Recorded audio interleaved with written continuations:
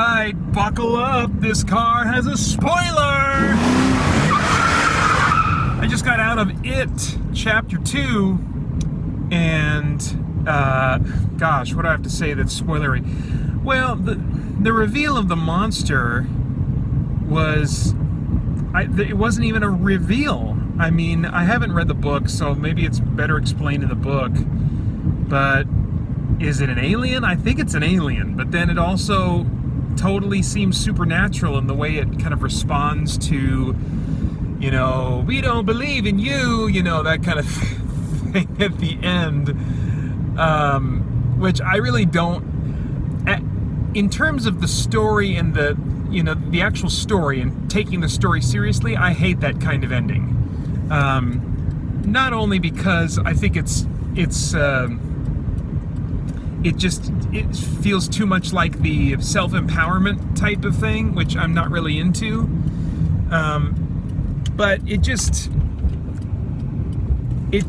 doesn't make sense, you know. I mean, that like this, yeah. It's yeah. Anyway, I haven't really formulated my thoughts yet, but yeah. I mean, I was disappointed with the movie in the same way that I was disappointed with the first one, but I wish it would have been an alien or definitively a ghost. They just didn't reveal enough, and I'll talk about that in my review. I like to have a monster revealed to me over time, and for its defeat to make sense. And so for them to just say, you're just a clown, you know, it's kind of cheesy for me. And what else? I mean, oh, you had the one character, Freddy, is that his name? No, Richie, who at the very end was, you know, we showed that he, you know, wrote his initial Richie plus Eddie, you know, and I kind of called that. I don't remember if that was a thing in the original book or the original miniseries or not, to kind of have that. I don't want to call. I don't know if I would strongly call it a you know, pro-gay agenda or something, but I thought it was interesting that, like, when the voiceover started at the very end, and it was the letter from Stan. He was kind of like this. Stan was, I feel like, if the moral of this, he was presenting the moral of the story. That voiceover at the end from Stan was the moral of the story, what our takeaway is supposed to be. And when he said, you know, be yourself, you know, be true to yourself or whatever, you know, be proud. And that's, you know, on the words be proud, they showed, what's his guy? Richie, you know. And so I was like, that feels a little bit too on the nose, you know, with gay pride, be proud, you know, that kind of thing. But, you know, whatever. You know, even if it was some other kind of, like, thing that they were espousing, maybe something they were promoting that I could get behind, you know, it seemed a little bit, I don't know, kind of on the nose thematically with the script. But what else?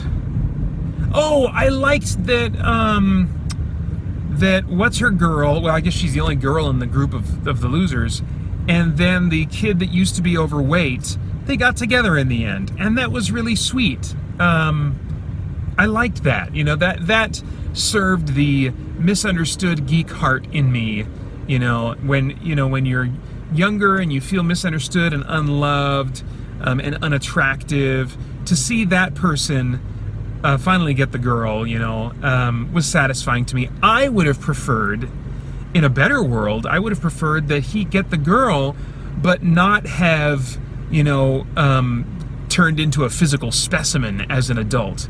You know, I think it would have been more interesting if he would have been still overweight as an adult, and then her realization that, oh, he was the one that that thought of me that way and spent that time, you know, writing a poem about me and stuff like that. He was the one that really deeply, truly cared about me, you know.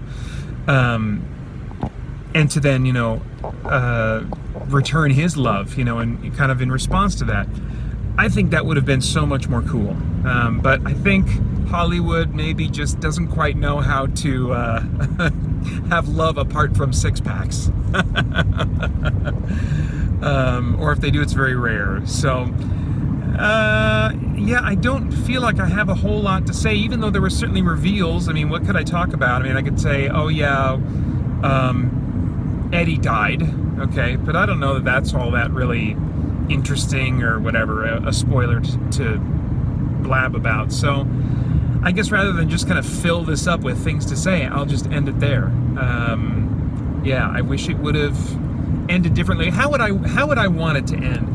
I would have wanted them to commit one way or the other to it being an alien or a supernatural creature, or if they're going to go halvesies and say it's like a supernatural creature from space, you know, I wanted more explanation, you know, because we saw in the first movie indications, and then also I thought even stronger indication in this movie, that whatever it was, he used to be human. He was a human that was a clown in a carnival, and joined the circus or whatever, and he had a daughter. He was human enough to have a daughter, which was the old woman that he met with, unless that was all, that whole scenario was just a weird fabrication of the creature. But I don't think that's what it was meant to be. I think that I mean, at least structurally, in terms of movies like this, they're usually revealing the mystery of the origins of the creature in pieces like that. And so I have been trained to interpret that as a piece of the puzzle of who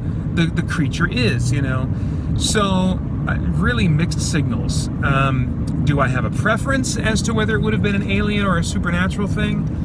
I don't know. I think a supernatural thing is more fitting, because it's very much fueled by their emotional fears. You know, it's an emotional thing, and so you tend to attach that more to aliens. I mean, sure, there have been alien concepts that have interacted with human emotions, you know, but I guess it just the tone of the movie. I don't know. I think yeah, the tone of the whole movie, the way that the creature works, messes with people's minds and stuff. I think it's more suited to being supernatural, but I guess I wouldn't have minded an alien thing either. But yeah, just commitment to one or the other would have been nice. All right, that's it for now. I better focus on my driving. Bye.